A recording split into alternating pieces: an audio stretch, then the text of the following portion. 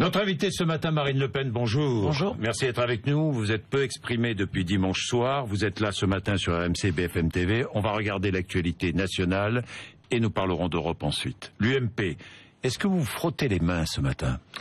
Je ne me frotte pas les mains parce que à chaque fois qu'il y a ce type de dérive, d'éclaboussure sur la vie politique, je vois s'élargir le fossé entre les Français et la classe politique. Maintenant, et vous voyez des militants UMP qui pourraient venir vous rejoindre aussi. Bon, écoutez, il y a de quoi quand même. Il y a de quoi parce que alors s'il y a bien des personnes qui sont les dindons de la farce, c'est bien ces adhérents de l'UMP à qui on a réclamé de l'argent dans le cadre d'un sarcoton et qui s'aperçoivent que cet argent en réalité a été dépensé dans des proportions absolument inouïes au bénéfice de la campagne présidentielle de Nicolas Sarkozy. Vous avez regardé la confession de Jérôme Lavrieux, le directeur de cabinet de Jean-François Copé, hier sur BFM TV. Oui.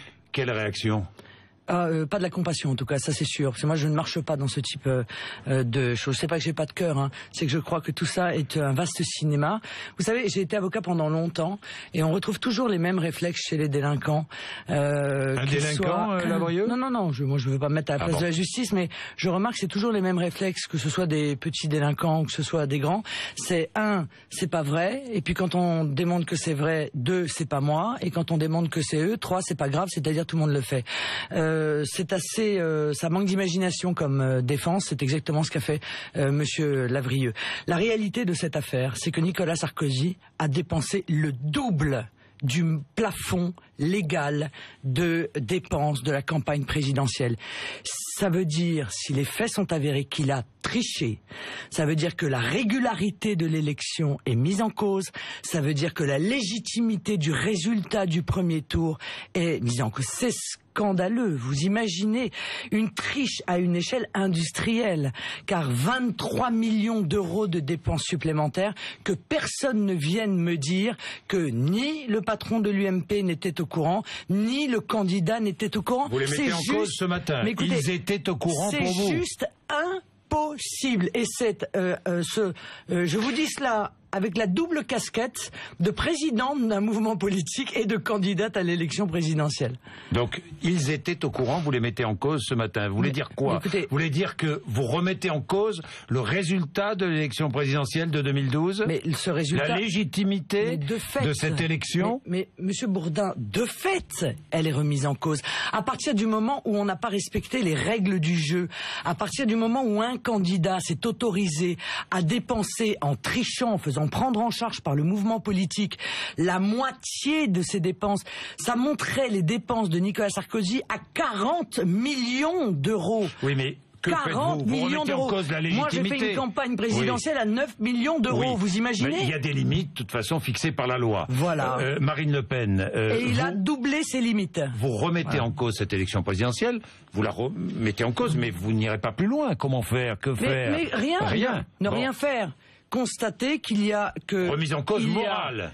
Constater que aujourd'hui, oui, si les faits sont avérés, et je crois très honnêtement que les éléments sont tout de même extrêmement sérieux, après l'aveu d'abord de Big Malion, deuxièmement de Monsieur Lavrieux, je dis que Nicolas Sarkozy est totalement disqualifié.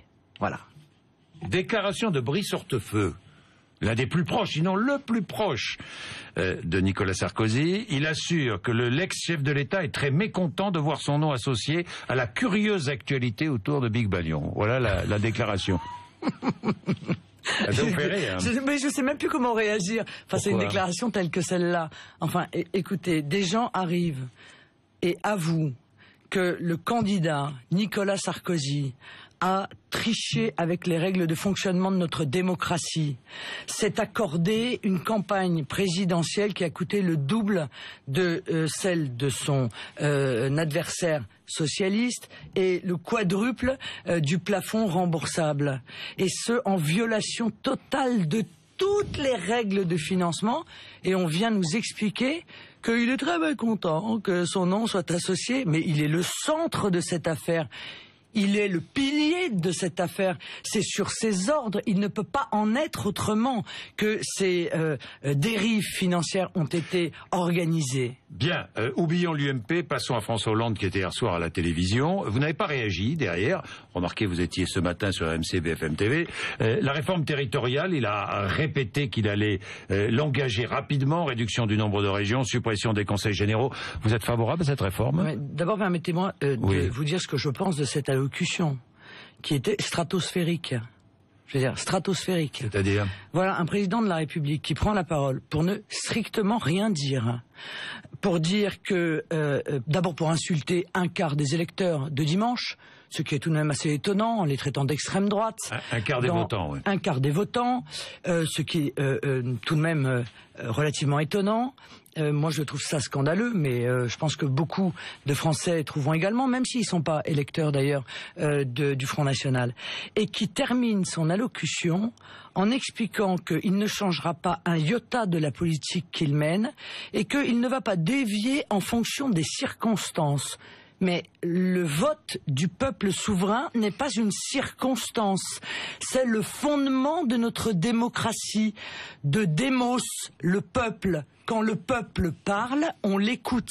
Il n'y a qu'en France qu'un président ose réagir de cette manière. En Grande-Bretagne, M. Cameron a immédiatement tiré les leçons du scrutin et a réclamé une réunion avec l'ensemble des dirigeants européens pour exiger que ce qui avait été exprimé, on en tienne compte. Le président de la République, lui, rien du tout. Alors moi, je vais vous dire, M. Bourdin, une chose.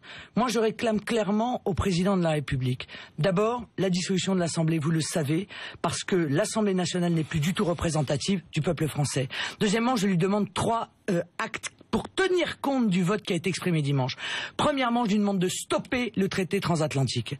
Deuxièmement, je lui demande d'exprimer le veto de la France à l'entrée de la Turquie dans l'Union européenne.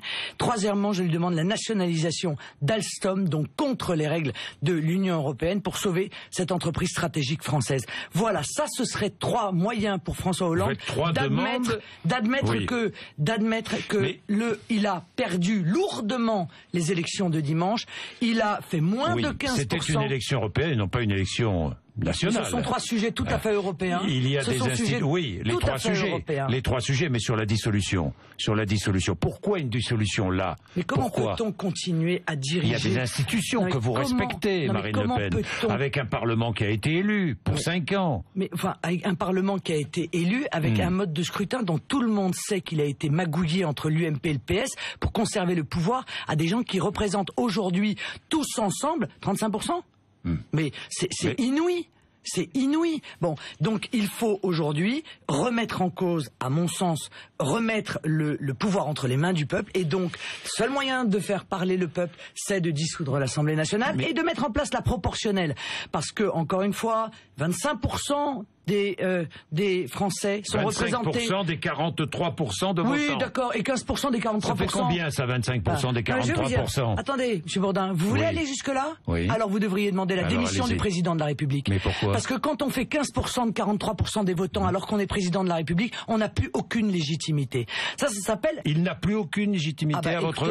Moi, si on tient compte de l'abstention, alors il n'a plus aucune légitimité. Ce matin, vous dites, le président de la République n'a plus aucune légitimité. Non, M. Bourdin, je vous dis que si vous tenez compte de l'abstention, alors le président de la République doit démissionner.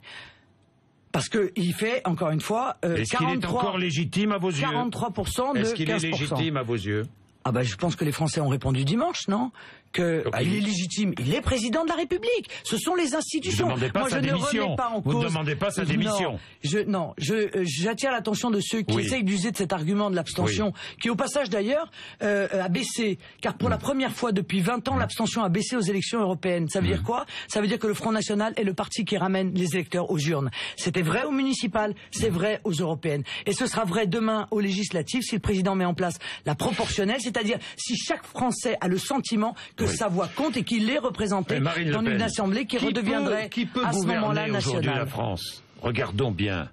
Le PS, désavoué, totalement désavoué. L'UMP, décrédibilisé. Et vous êtes seul. Mais Avec qui? Seul. Qui peut gouverner la France aujourd'hui? Je suis pas seul, moi, Monsieur Bourdin. Vous êtes avec 25% de 43% de votants. Non, je ne suis pas seul. Je suis autonome. Nous sommes une force autonome et c'est ce qui fait notre puissance. Nous ne dépendons pas des petites magouilles d'appareils qui consistent à dire je te laisse telle circonscription et moi je te prends celle-là, etc., etc. Comme on l'a vu entre le PS et les Verts, comme on voit ce pauvre Monsieur Copé venir le lendemain, le soir de l'élection, dire ah oui mais alors si on avait additionné avec l'UDI, qui a dit mais nous on veut absolument pas être additionné avec l'UMP, on pense pas du tout la même chose.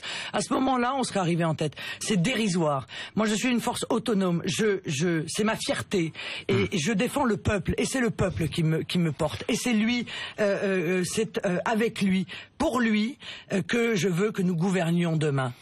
Avec qui allez-vous vous allier en Europe? Où est-ce que vous en êtes je sais que vous êtes allié avec les Néerlandais, avec la Ligue du Nord italienne, avec le FPO autrichien et avec les Belges. Oui, mais je vous dirai ça demain, mais ça permettez-moi, c'est vraiment de la mécanique. C'est pas de la mécanique, c'est que ça vous permet de constituer un groupe de la mécanique, à Strasbourg. C'est de la mécanique qui permet d'avoir une puissance de feu et puis à Strasbourg, une puissance financière, que nous et puis une pas, puissance d'intervention que nous n'avons pas institutionnelle. Que nous n'avons pas lorsque nous sommes non inscrits. Je vais demain à Bruxelles, précisément pour aller rencontrer un certain nombre de responsables politiques. Avec le Jobbik, avec sont les Hongrois. Avec Ataka, vous me direz Ataka Ataka gouverne avec le Parti Socialiste. Bon, mais ça, personne ne leur en demande des comptes. Et évidemment, avec Obdoré. Mais il y a toute une série Udo Voigt. Oui, non, évidemment. Il y a toute une série de mouvements. C'est un néo-nazi allemand qui a été élu. Il y a toute une série de mouvements qui, à mon avis, sont intéressés à participer à une grande force politique dont le but est, encore une fois, d'empêcher toute nouvelle avancée de l'Europe fédérale. Moi, je n'oublie pas que dans les statuts du Parti populaire européen auquel appartient l'UMP, il y a marqué qu'ils œuvrent pour l'intégration d'une Europe fédérale. Voilà. Ils ont menti pendant la campagne, ils ont nié cette réalité. Donc, l'UMP et le PS œuvrent pour une Europe fédérale. Moi, j'œuvre pour une Europe des nations. Je veux rendre le pouvoir au peuple français. Je veux qu'il puisse décider pour lui-même, par lui-même, dans toute une série de domaines. Et c'est ça que je ferai au Parlement européen. Bien. Et vos élus, c'est ce que feront vos élus. Nigel Farage, le leader du UKIP en Grande-Bretagne, dit le FN nourrit un antisémitisme rampant. Ses racines antisémites et racistes sont profondes. Voilà ce qu'il dit. Il ne veut pas s'allier avec vous. C'est lui qui a remporté les élections en Grande-Bretagne. Non, il les a... il est arrivé en tête. Vous les avez remportées en France. Il les a remportées en Grande-Bretagne. Bon. Mais Monsieur Nigel Farage, il veut rester président de son propre groupe. Et donc, il met en œuvre une tactique consistant à salir ce qu'il considère comme un concurrent au sein des eurosceptiques. Mais pourquoi dit-on ça ailleurs en Europe? Mais vous savez, Cameron... Pourquoi est-ce qu'on dit ça concernant votre mouvement? Mais parce que c'est tellement facile d'utiliser cet argument. Pourquoi Monsieur Cameron dit de Monsieur Nigel Farage que son parti est un ramassis d'ivrognes et de racistes? Voilà, parce que c'est la seule argumentation de la vie politique aujourd'hui. On ne combat plus sur les idées, on stigmatise l'adversaire, on l'insulte. Pardon, Marine Le Pen, parfois vous savez qu'il y a des dérapages qui vous discréditent. Quand votre père dit 3 mois du virus Ebola permettrait de régler le problème de l'immigration. Non, il a jamais dit ça. Ne mentez pas, Monsieur Bourdin. Qu'est-ce qu'il a dit? Ne mentez pas. Qu'est-ce qu'il a dit? Il n'a absolument pas parlé d'immigration. Il n'a pas parlé d'immigration. Bon. Voilà. Ça, c'est un mensonge. Alors, le virus Ebola était adressé à qui? Ça, c'est un mensonge. C'était adressé à qui? Il évoquait la démographie mondiale.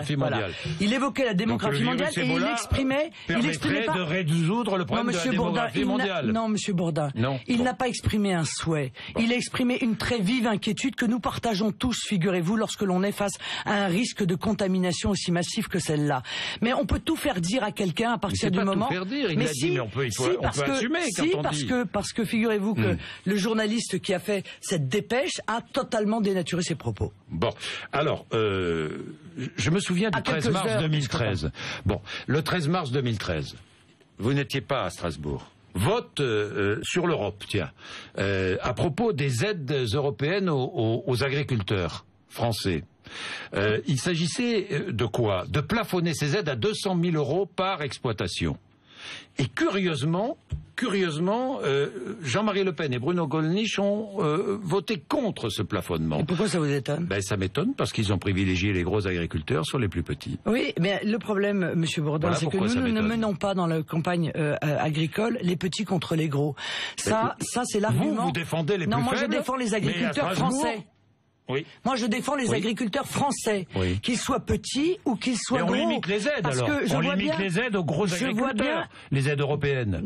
On les limite. Non, mais monsieur, moi, je défends tous les agriculteurs français.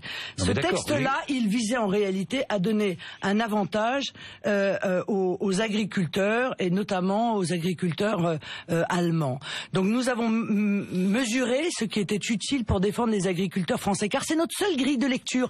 Nous, on joue pas les petits agriculteurs contre les gros, mais les petits agriculteurs, nous les défendons aussi.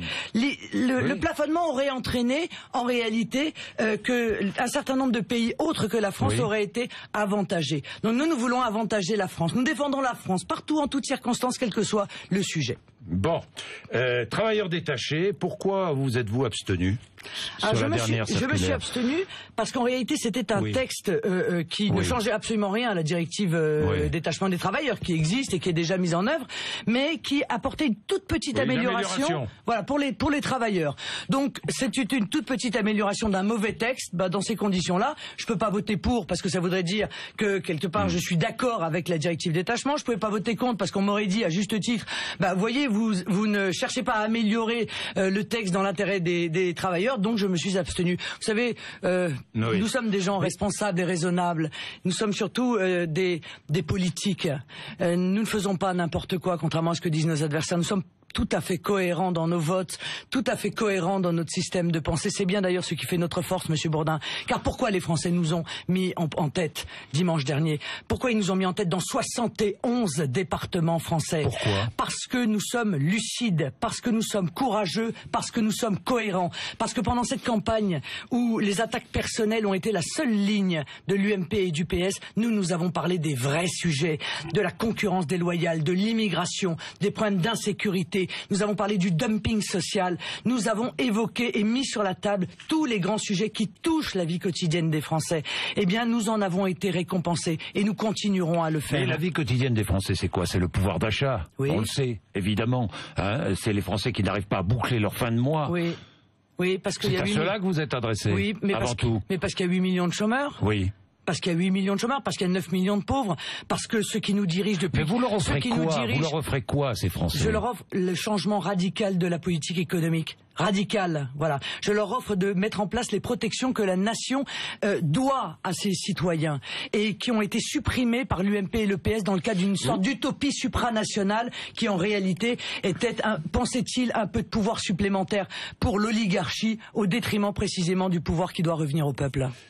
C'est quoi cette histoire d'une élue Front National contrainte de laisser son siège à un homme? C'est totalement faux, ça. C'est totalement faux. Moi, j'ai demandé, Joël Bergeron. Moi, j'ai exprimé le désir que Madame Bergeron démissionne pour une raison très simple. Elle était en deuxième position sur la liste dans l'Ouest. C'est qu'une semaine avant l'élection, elle a déclaré qu'elle était pour le droit de vote des étrangers. Exact. Je pense que c'est incompatible. Aux élections locales. Oui, mais je pense que c'est incompatible avec le statut d'élu du Front National. Donc, si elle est respectueuse de son électorat, alors elle est en désaccord avec un point essentiel du programme du Front National, alors il faut qu'elle démissionne. Ça n'a strictement rien à voir avec la parité. Rien à voir.